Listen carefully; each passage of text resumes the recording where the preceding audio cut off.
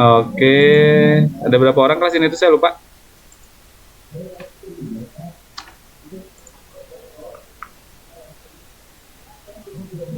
Terakhir 39 Bapak, tapi belum tahu realnya Belum. berapa. Bapak sampai pukul berapa? Sampai pukul 5 Bapak. Oke, sampai pukul 5. Berarti setiap masuknya sama 4 saja ya, soalnya nanggung sama sholat asar nggak apa-apa. Tidak apa Bapak. Bapak. Ini sebentar internetnya agak lop-lop.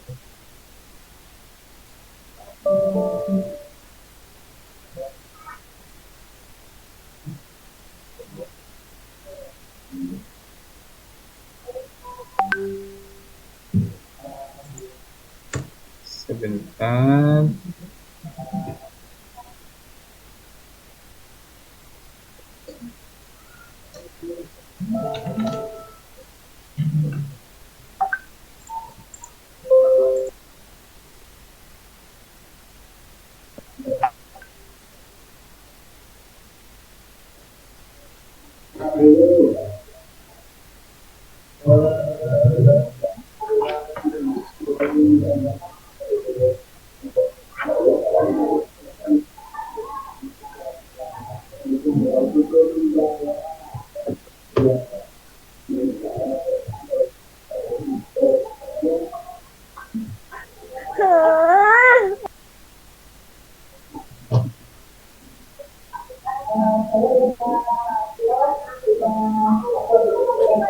Oke, mata kuliah magang alhamdulillah pada hari ini saya diberikan lagi amanah untuk membersamai teman-teman angkatan 2020. Nggak terasa udah angkatan senior ya, udah mau lulus sebentar lagi.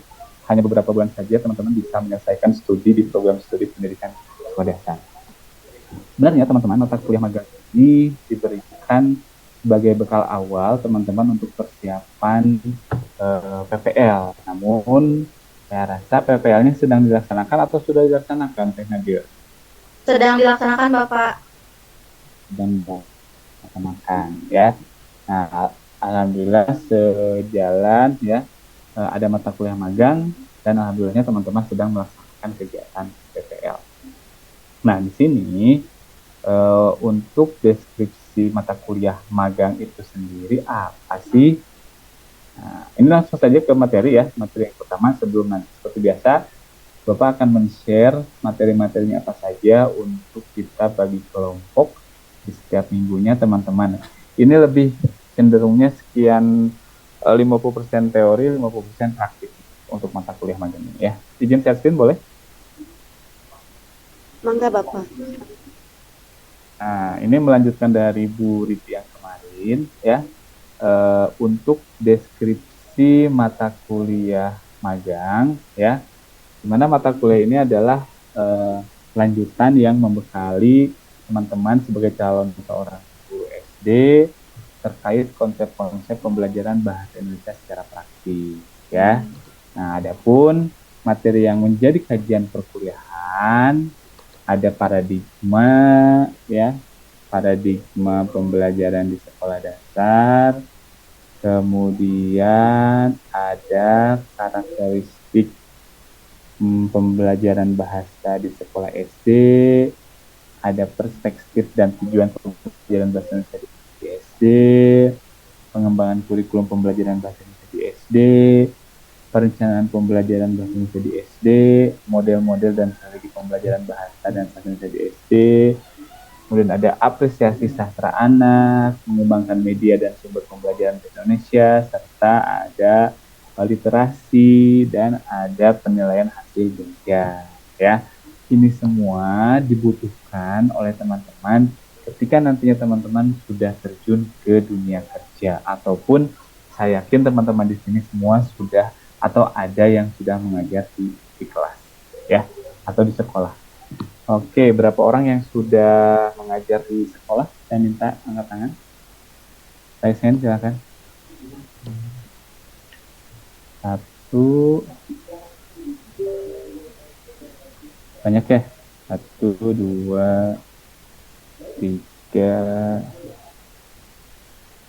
Lumayan banyak ya. Nah, tentunya ini ada sebagai bahan awal. Walaupun saya tahu teman-teman pasti sudah sudah paham benar bagaimana cara mempersiapkan satu set semua perangkat pembelajaran ya. Nah, kemarin untuk materi yang harus dipersiapkannya ya tentunya kurikulum ya. Kemudian ada teori-teori belajar bahasa Indonesia di sekolah dasar, kemudian model perencanaan, pelaksanaan, evaluasi pembelajaran bahasa Indonesia di SD. Sejauh ini di SD itu bahasa Indonesia tematik atau parsial, Teh Nabila? Tematik sama 2 Bapak. Tematik atau apa? Tematik kurtilas Bapak. Tematik. ada yang kurmar, ada yang tematik Bapak. Yang kurmar biasanya kelas 1 sama kelas 4. Kurikulum Merdeka ya. Kelas 1 sampai kelas 4. Kalau kurikulum 2013 itu kelas Tematik. 2, 3 tematik. Kelas 2, 3, 5, 6. Oke lah. Ini ya untuk buku referensinya, silahkan Ibu dan Bapak bisa mengkaji hal-hal yang relevan dengan mata kuliah yang akan kita ambil. Ini mungkin kemarin sudah disampaikan oleh Bu Rivi lah ya. Nah, sekarang terkait kajian kita untuk diskusi, yakni tentang paradigma ya. Paradigma pembelajaran bahasa Indonesia di sekolah dasar. Ya, berbicara tentang paradigma, teman-teman, ya. Berbicara tentang izin stop dulu ya.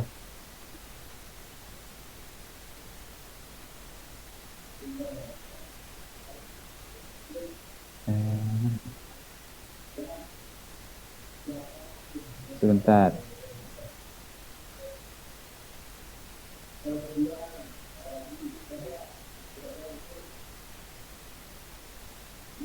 Ya, berbicara tentang paradigma, kita tahu bahwa pada dasarnya ada beberapa hal yang harus diperhatikan dalam semua kegiatan proses pembelajaran apapun.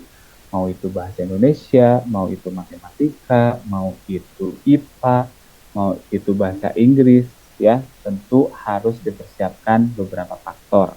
Nah, biasanya faktor yang menjadi pertimbangan adalah faktor siswanya itu sendiri. Ya, karena siswa itu nantinya akan menjadi faktor penting ya di dalam proses pembelajaran. Karena siswanya itu akan menjadi subjek dan objeknya. Suara saya putus-putus nggak, Teh Nabila? Jelas. Jelas, ya? Pak. Oke. Beritahu saya jika putus-putus ya. Oke, karena siswa itu nantinya akan menjadi objek dan subjek ketika di dalam proses pembelajaran. Nah, ya.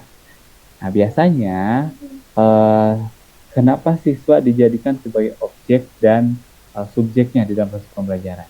Tentunya kita ketahui gaya belajar siswa itu bervariatif, teman-teman, ya.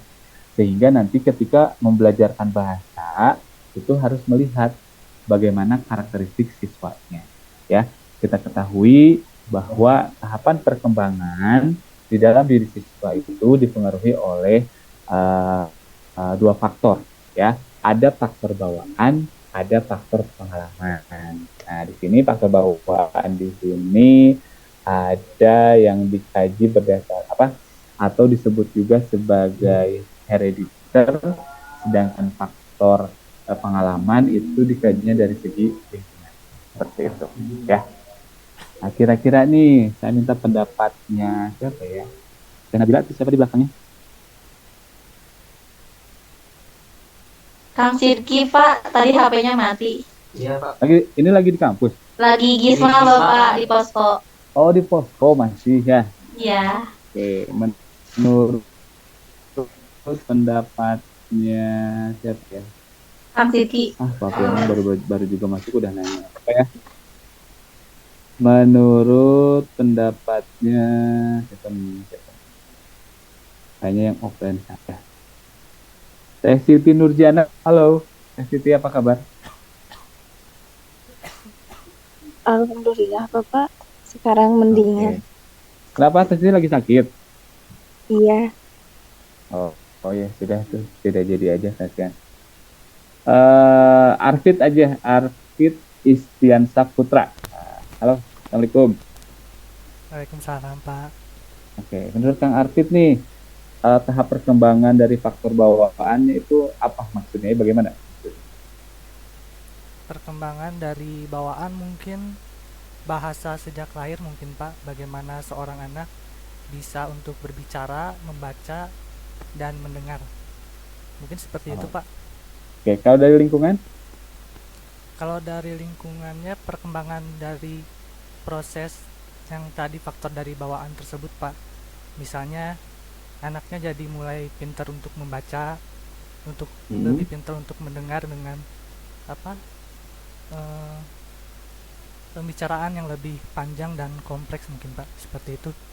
oke, terima kasih. Selanjutnya ada yang menambahkan, silakan. Muhammad Fauzi. Ya Pak, Oke, silakan menambahkan Muhammad Fauzi. Terkait tentang perkembangan dipengaruhi oleh faktor bawaan dan faktor pengalaman. mungkin Pak menurut saya dari faktor genetika dan lingkungan yang saling mempengaruhi Pak. Dari Dari faktor genetika diantaranya asupan makanan dan keturunan, sementara itu faktor lingkungan diantaranya keluarga Pak. Gitu. faktor lingkungan keluarga. Oke, faktor bawaan dan lingkungan. Ya, berarti ini erat kaitannya dengan aspek apa ya, tumbuh kembang yang ada pada diri siswa. Nah, biasanya aspek tumbuh kembang yang ada dalam diri siswa itu mencakup ada kognitif, ada psikomotorik, ada afektif, ada emosi, sosial, dan moral. Itu yang saya pahami. Ya, faktor ya, kekuatan, kemampuan, kemandirian di dalam menghadapi rasa kompetensi. Karena kenapa ini sangat erat kaitannya dengan pembelajaran bahasa di sekolah,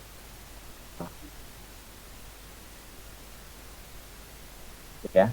Kemudian selain aspek motorik, ada juga nah, Ibu Susanti.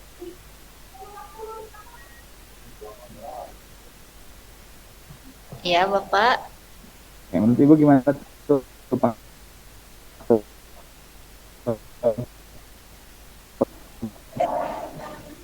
pertumbuhan dilihat dari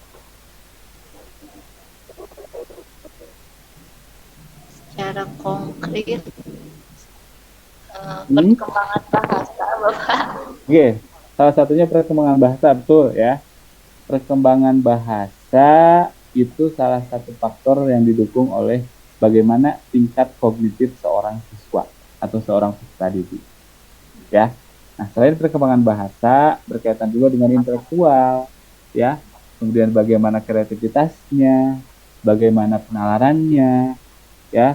Kemudian bagaimana cara dia pengenalan terhadap lingkungan sekitar, ya. Ini yang difokuskannya nanti ke lebih perkembangan bahasa. Biasanya Ibu dan Bapak, teman-teman semua di sini, jika keterampilan berbicara nanti ada 4 keterampilan berbahasa yang mempengaruhi pembelajaran bahasa di sekolah dasar, ya.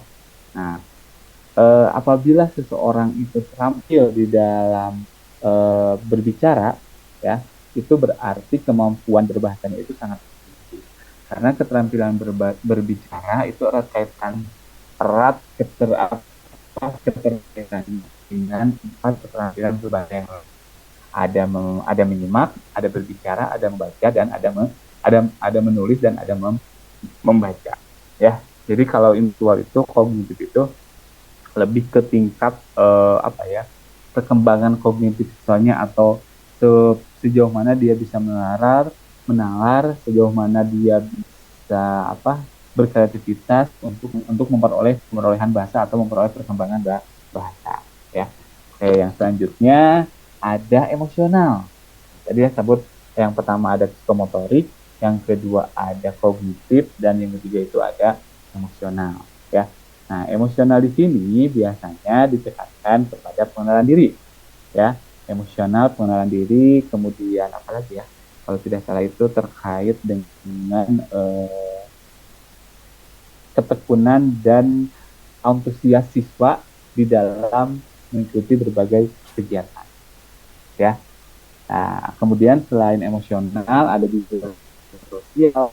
Nah, jika sosial ini berkaitan erat bagaimana siswa itu bisa disiplin, ya, di dalam menjalankan kegiatan. Nah, selain disiplin, tentunya siswa juga ini harus bisa menjalin kerjasama, ya, antara satu siswa dengan siswa yang lain, dengan guru, ya, dan lain sebagainya. Nah, biasanya untuk mengimplementasikan lebih efektif, nah, ada nih tahapan-tahapan usianya, ya.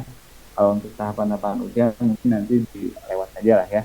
Tahapan-tahapan usia terkait bagaimana bahasa pembelajaran bahasa ini bisa dikuasai oleh siswa, ya. Oke, kalau saya ambil contoh untuk usia awal ketika anak masuk SD berarti 6 sampai 10 tahun lah saya, ya. Anak sampai 6-10 tahun. Nah, biasanya anak itu selalu menggali rasa ingin tahunya, ya, menggali bagaimana kemampuan berbahasanya itu, ya. Contoh misalkan anak baru bisa mengenal huruf, anak baru bisa membaca, ya. Itu biasanya pasti selalu ditanyakan kepada orang-orang sekitar, ya. Dimana anak itu akan mengalami perasaan di dalam nuraninya, ya, tingkah lakunya itu dengan proses bertanya terlebih dahulu, ya. Makanya ibu dan bapak, ketika kita menghadapi anak yang usianya sekitar 6 sampai 10 tahun, itu masih transisi pada masa balita ke masa anak-anak. Betul ya? Transisi dari masa balita ke masa anak-anak.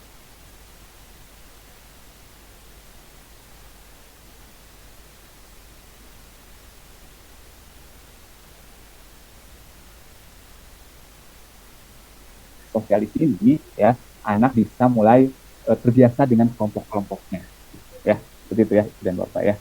Nah, kemudian bagaimana Pak kaitannya dengan pembelajaran bahasa? Nah, teringat ada yang pernah mengenal istilah teori perkembangan Piaget tidak, teman-teman? Halo?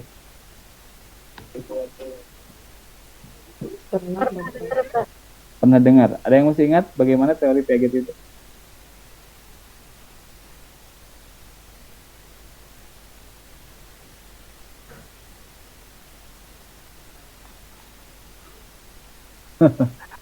Oke lah, itu nanti dikaji lagi, ya. Nah, jadi berdasarkan beberapa perkembangan yang tadi saya sampaikan dari lingkungan dan apa tadi? Satu lagi? Genetik.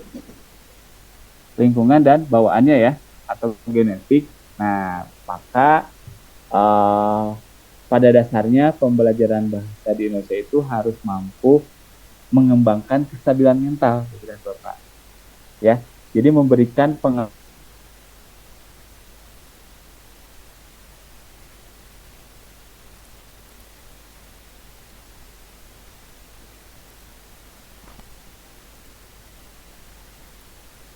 itu siswa juga bisa dengan luasa untuk memberikan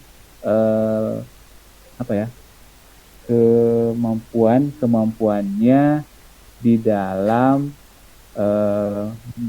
menyampaikan argumen atau sanggahan-sanggahannya dan harus bisa bertanggung jawab terhadap apa yang sudah disampaikan. Ini masih paradigma ya teman-teman ya, belum ke spesifik khususnya tentang bahasa Indonesia, bagaimana bahasa Indonesia itu dipelajari di sekolah dasar ya. Nah biasanya untuk keterampilan berbahasa ada 2 keterampilan dasar ya yang harus dikuasai oleh siswa ketika siswa itu memulai untuk keterampilan berbahasanya ya. Nah, di sini ada yang dikatakan ada keterampilan reseptif dan ada keterampilan produktif. Nih, kira-kira reseptif itu kan menerima ya. Jika kita kaitkan dengan keterampilan berbahasa, berarti keterampilan berbahasa yang sifatnya hanya menerima apa saja, teman-teman? Menyimak dan membaca, betul ya? Nanti ya. Kegiatan reseptif dari keterampilan berbahasa itu berarti menyimak dan membaca, ya. Nah, sedangkan untuk keterampilan aktif produktif berarti itu ada 2 lagi, yakni apa nanti? Menulis dan berbicara ya. Menulis dan berbicara, betul. Wah, hebat ya, kelas ini udah pada siap nih menyongsong mata kuliah magang untuk bahasa Indonesia di sekolah dasar. Oke, keterampilan reseptif betul tadi dikatakan oleh Santi itu membaca dan menyimak ya, karena kita ketahui bahwa keterampilan reseptif ini keterampilan yang akan menjadi modal untuk siswa itu bisa berspekulasi, untuk siswa itu bisa mengungkapkan gagasan dan pendapatnya ya. Menyimak dan membaca, karena dari hasil menyimak dan hasil membaca otomatis siswa itu akan terampil dengan keterampilan membaca ya. Nah, sedangkan yang berikutnya yakni keterampilan produktif ya, karena produktif di sini lanjutan dari yang reseptif tadi ya. Nah, jika pada keterampilan reseptif siswa itu hanya mencari modal untuk bisa berekspresi ya.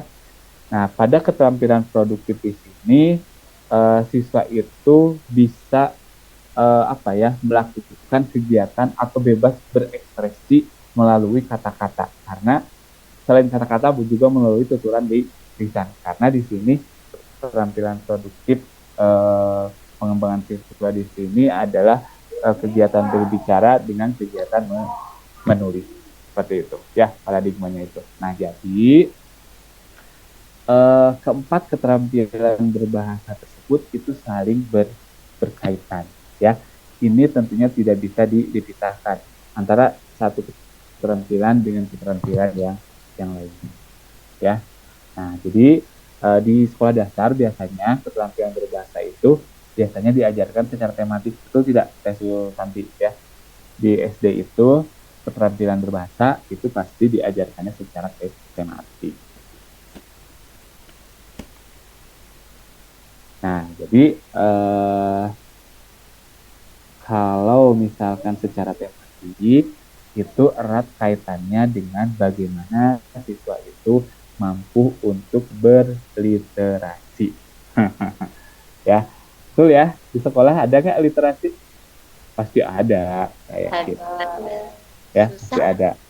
Susah kenapa, Teh Susanti? Anak-anak kurang bisa memahami bacaan, jadi baru bisa membaca tapi tidak paham apa yang dibaca. Betul sekali, apalagi anak kelas rendah ya, kelas 1, kelas 2, kelas 3, kelas 2, kelas 3 lah. Itu baru bisa membaca mah apa aja dibaca. Bahkan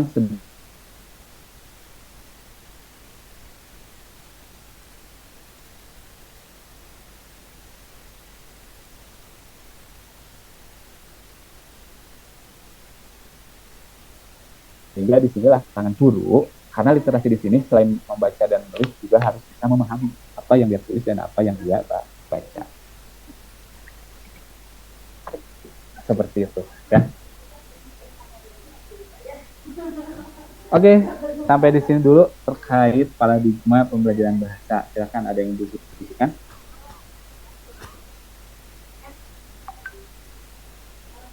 Mungkin cukup jelas lah ya paparan yang saya sampaikan barusan terkait tentang bagaimana sih paradigma pembelajaran bahasa khususnya di sekolah dasar seperti itu ya.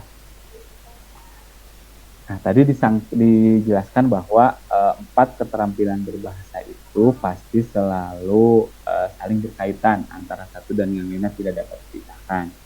Nah, sekarang saya ingin mencoba nih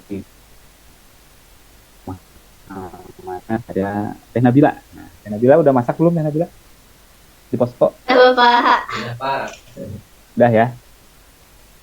Oke, Teh Nabila. Bagaimana menurut pendapat Teh Nabila keterkaitan antara keterampilan membaca dengan menulis? Nah, itu ya, satu. Kemudian yang berikutnya saya bertanya, minta pendapatnya kepada Teh siapa nih?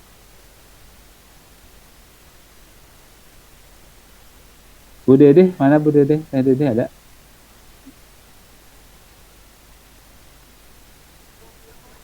Halo, Hadir Bapak. ada Bu Dede? Nah, Bu Dede. Kumaha ada Mang Bu Dede? Ya. Dan Damang Bapak. Oke, menurut Bu Dede, tadi kan kalau Teh Nabila itu membaca dan menulis ya. Kalau Bu Dede itu terkait menyimak dan berbicara. Ini baru reseptif ke reseptif, produktif ke produktif. Ya. Oke, siapa dulu yang mau mencoba berargumen? Yang lainnya juga ikut membantu, nanti yang ikut menambahkan.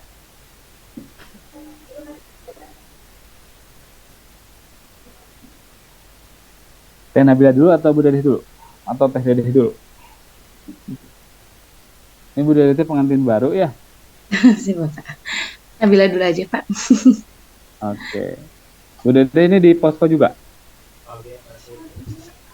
Kebetulan lagi pulang baru aja Pak. Baru pulang dari Oh, pos. lagi mudik dulu ketemu suami ya. Oke, Teh Nabila, silakan. Iya, Bapak. Jadi kan hubungan membaca dan menulis itu kan kita bisa menulis gara-gara kita sering membaca. Kalau kita mau menulis A, kita kan harus sering juga membaca buku yang A juga, yang berkaitan dengan itu, yang apa yang akan kita tulis juga apa gitu. Kayak gitu mungkin, Pak. Oke, ada lagi mau menambahkan, silakan. Atau gini deh, biar jawabannya lebih ilmiah, nah, silakan saya beri kesempatan dulu untuk mencari literatur teorinya, ya, keterkaitan antara empat keterampilan berbahasa, ya. Nah, nanti kita mulai lagi pukul 4:20. Silakan. 10 menit saya beri kesempatan ya. Jangan tutup kamera, dibuka aja kameranya.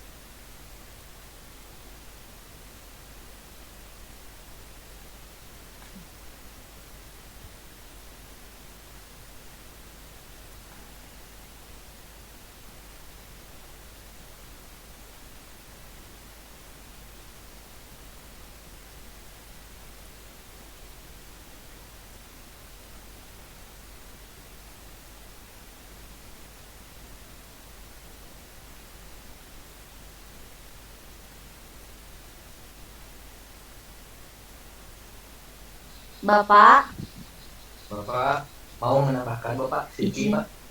Boleh, silakan. Yes. Untuk yang tadi yang Majuan, dari majuan, majuan. Nabil, Pak, kan Majuan, majuan. menurut saya sebelum menulis itu memang membaca dulu harus sebelum menulis membaca dulu harus tahu hurufnya. Contohnya seperti ketika si anak akan menulis huruf A, maka si anak otomatis harus tahu dulu bahwa itu huruf A gitu, Pak. Oke, terima kasih tambahannya. Nanti kita kaji bersama ya. Ada lagi yang mau menambahkan? Silakan.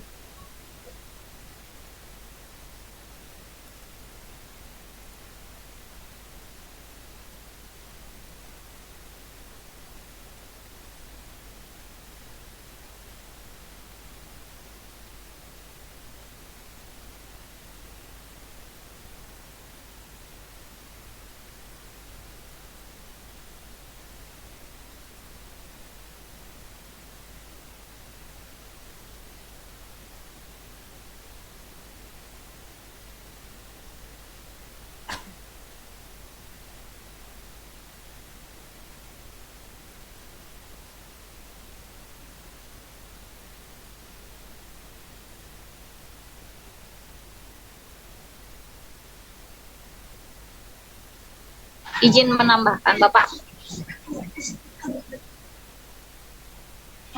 Boleh, Jadi silakan. 4 keterampilan bahasa itu ada aspek keterampilan yang menyimak dan membaca ya Pak. Itu mereka itu menyimak dan membaca itu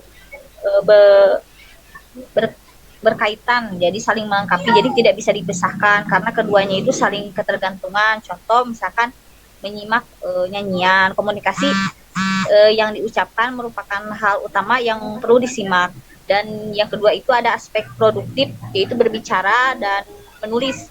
Nah, itu juga sama. Jadi jika siswa sudah menguasai keterampilan menyimak, maka akan mudah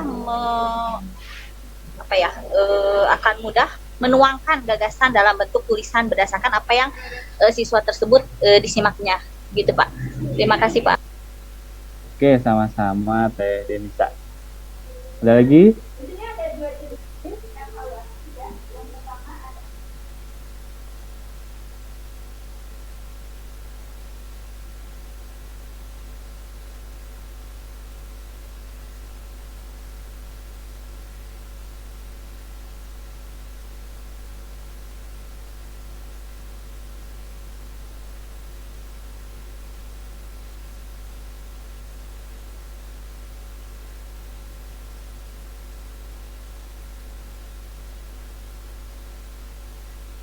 Oke, silakan.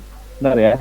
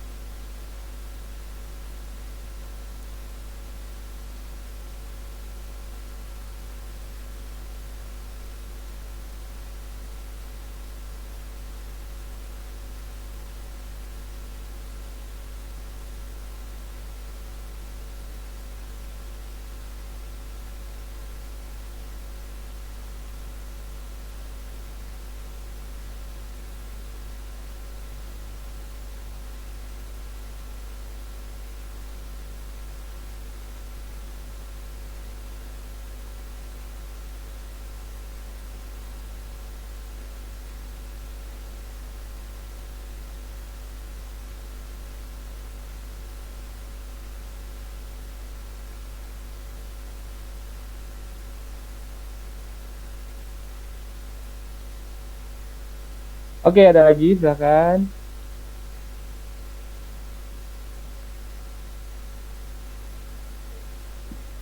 Empat keterampilan berbahasa.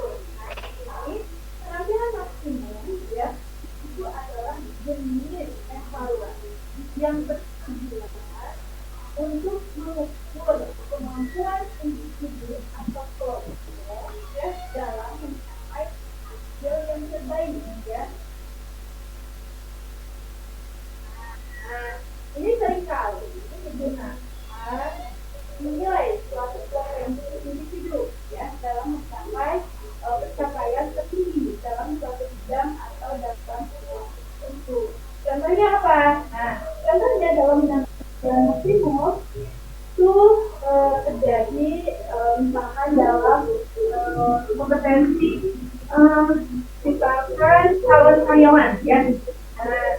Atau misalkan seleksi ya, seleksi calon karyawan, seleksi pegawai gitu ya. Nah, itu misalkan tes dalam bentuk Oke, silakan ada lagi. Bu Eli Rosa, Eli Rosa Latifah.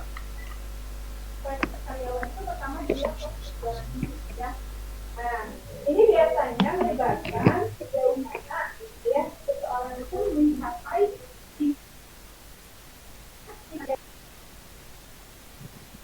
Ya, Bapak. Oke, silakan Teh Eli. Mau menambahkan?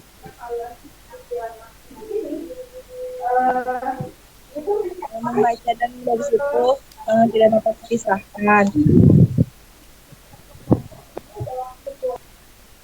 Ya, terus. dalam tes kompetensi gitu ya. Ini adanya tes bahasa gitu ya misalkan. Nah, tadi ada contoh tes belajar. Itu masuk dalam tes tingkat kognisinya misalkan tadi ya Kak Arika. Dan ketika kita menulis itu harus terbaca oleh diri kita sendiri agar dapat dibaca juga oleh orang lain. Oke, terima kasih. Nah, udah deh, silakan. Oke, baik Bapak. Bismillah. Tadi izin bukan menjelaskan ya Pak, pemahaman saya Ya. terkait hubungan antara menyimak dan membaca. Sebagai dua keterampilan reseptif, keduanya memungkinkan seseorang itu untuk menerima informasi dari orang lain atau apa yang ia simak. Jadi untuk menyimak itu kan bersifat lisan ya Pak, tersirat, dan membaca itu bersifat tertulis. Nah, seseorang yang sedang menyimak di mana adalah orang yang sedang menerima informasi dari orang lain. Jadi di mana untuk keterampilan reseptif sendiri itu adalah kemampuan untuk memahami bahasa lisan yang didengar atau dibaca oleh seseorang. Kemampuan ini bersifat sebagai input atau masukan. Karena di mana dalam proses ini diharapkan orang yang menyimak atau membaca dapat dan mampu menanggapi pesan atau maksud dengan baik. Sehingga di mana lawan tutur dapat menanggapi dan merespon maksud dari yang dituturkan gitu. Oke, terima kasih ya. Jadi begini teman-teman, konsep keterkaitan antara menyimak atau keterkaitan antara 4 keterampilan berbahasa. Kita mulai dulu dengan kegiatan yang aktif reseptif, ya, di mana aktif reseptif ini kegiatannya hanya menerima saja, betul ya, tanpa menghasilkan apa-apa. Ya. Menyimak dan membaca itu memang dua kegiatan aktif reseptif dengan media yang berbeda. Ya. Menyimak itu medianya secara lisan, sedangkan membaca itu medianya secara tertulis. Nah, jelas ini sangat erat kaitannya, ya, orang membaca. Nah, aktif reseptif ini akan mempengaruhi seseorang ketika sedang melaksanakan atau sedang melakukan kegiatan aktif yang produktif. Ya, saya analogikan menulis dan berbicara. Nah, sama ini juga dua-duanya kegiatan berkomunikasi dengan alatnya yang berbeda. Jika menulis itu menggunakan tulisan, ya. Jika berbicara itu menggunakan dengan secara lisan. Nah, dari kegiatan aktif reseptif tentunya akan mendukung kepada kegiatan aktif produktif tersebut. Ya. Ketika kalian akan menulis, ya, tentunya kalian harus menyiapkan bahan-bahan tulisannya. Betul tidak, teman-teman? Betul ya? Nah, biasanya bahan-bahan tulisan itu didapat dari mana? Banyak bahan tulisan yang didapat dari berbagai macam sumber. Tapi dengan cara apa? Yaitu dengan cara membaca. Ya. Nah, demikian pula ketika berbicara. Ya. Seseorang itu tidak akan terampil berbicara tanpa pemahaman atau tanpa pengetahuan yang dimilikinya. Ya, contoh nih, Kang Muhammad Fauji, silakan Anda saya tugaskan untuk berbicara terkait paradigma pembelajaran SD di sekolah dasar, ya, pembelajaran bahasa Indonesia di sekolah dasar. Nah, Kang Fauji itu tidak serta-merta akan mengiyakan saja, tetapi oke Pak, dengan syarat saya akan mencari dulu kajian teorinya, ya, baik itu secara lisan maupun secara tertulis, ya. Jadi intinya semakin berbau bertulisan atau berbicara seorang itu ditentukan dengan kualitas sejauh mana dia terampil berliterasi, ya. Berliterasi itu membaca dan menyimak, ya. Dan literasi ini sendiri selain membaca dan menyimak, dia juga harus paham apa yang dia baca, apa yang dia simak, dan dia juga harus paham apa yang dia tulis dan apa yang dia sampaikan. Nah, mungkin seperti itu ya konsep keterkaitan antara 4 keterampilan berbahasa. Oke, sampai di sini ada yang diskusikan dulu, silakan.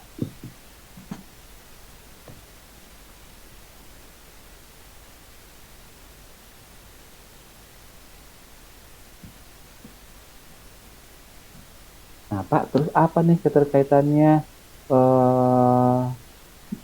paradigma pembelajaran bahasa di sini? Nanti keterkaitannya akan dikaji pada pertemuan berikutnya, yakni berkaitan dengan teori belajar bahasa berkenaan dengan 4 keterampilan berbahasa atau teori belajar bahasa Indonesia melalui 4 keterampilan berbahasa.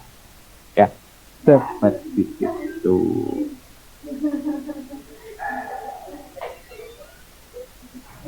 Nah, mungkin ini.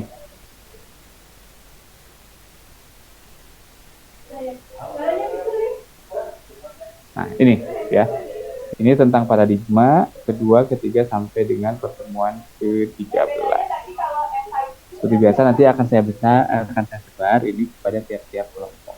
Ini nanti PPT-nya saya kirim ke siapa? Boleh, Bapak. Ibu Dede aja yang sudah ada nomornya ya. Nah, silakan nanti Bu Dede dan teman-teman dibuat kelompok ya. Nanti materinya ini nih dari nomor 2 sampai dengan nomor 13. Berarti ada 12 kelompok ya. Nah, ini nanti silakan dibagi, disebar. Minggu depan kita mulai ya diskusi kita dari materi tentang teori belajar bahasa melalui 4 keterampilan berbahasa kelompok 1. Dibuatnya PowerPoint saja, tidak usah dibuat salah. Nah, dikumpulkan 2 minggu dari sekarang. PowerPoint-nya harus serentak ya. Atau minggu depan aja bisa tidak?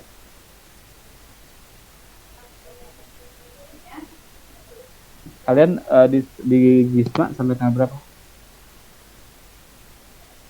Sampai tanggal 18 Oktober. Bapak. Oh, masih lama berarti ya. Bisa lah sambil diposto sambil mengerjakan PPT ya.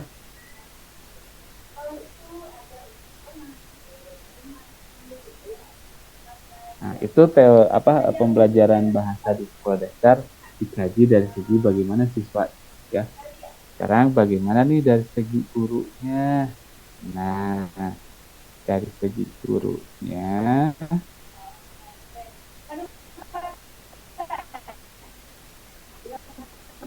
ini ada tantangan tentunya ya ketika kita berbicara tentang pembelajaran bahasa Indonesia di sekolah dasar. Nah, ini ada tantangan internal dan tantangan eksternal. Ya, kita lihat tantangan internal di sini.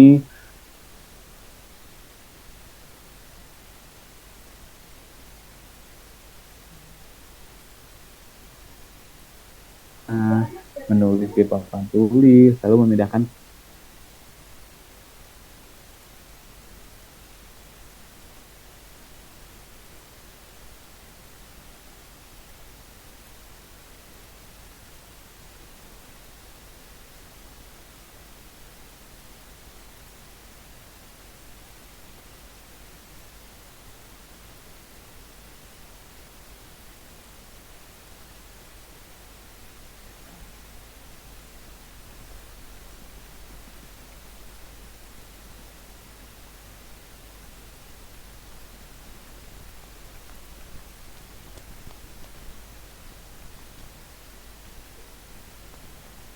suaranya keras banget.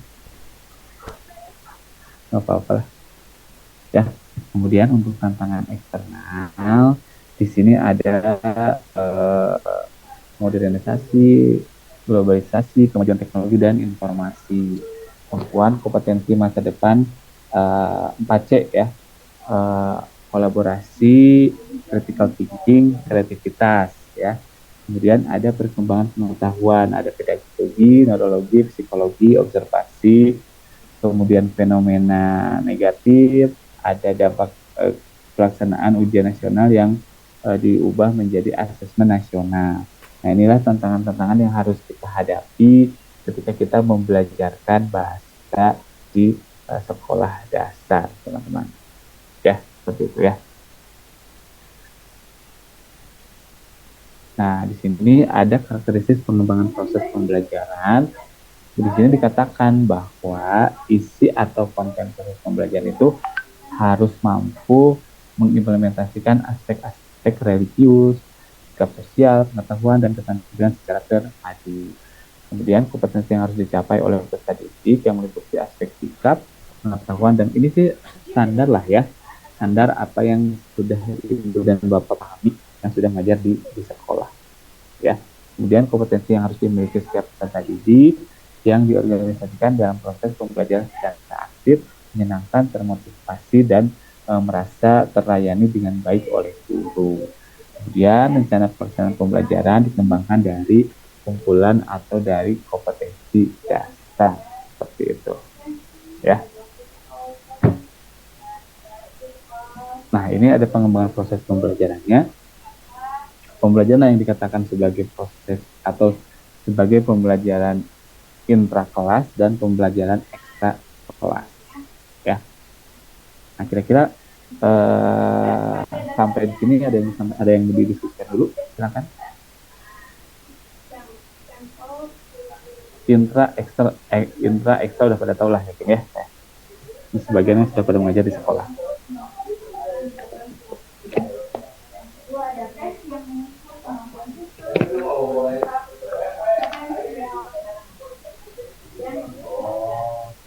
Nah, kalau tidak ada yang tanyakan, mungkin untuk KM, siapa KM di sini sekarang? Coba Dede. Masih Bapak. Oke, saya serahkan kepada Bu Dede untuk membagi kelompok ya. Saya kirim dulu nih PowerPoint-nya, Bu Dede. Bisa. Ya, Pak.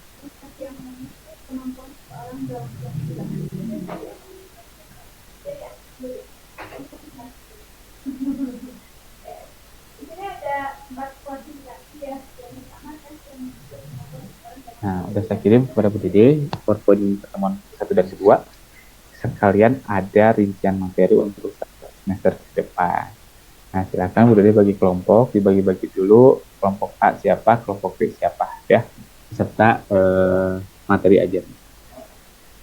Saya izin ketua itu sebentar ya. Saya serahkan kepada Bu Dede, silakan ujungnya. Baik, Bapak.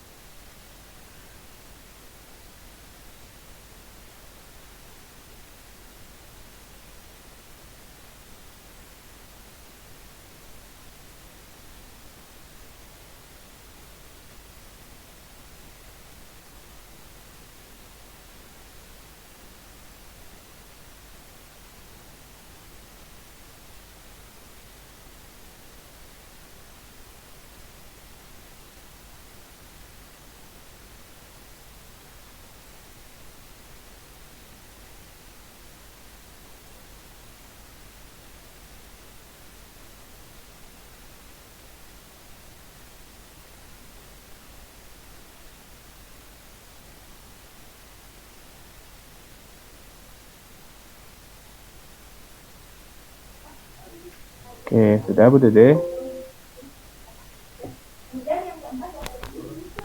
Belum Ibu, Bapak. Mau di spinner, ini loading laptopnya. Oh, iya, sudah.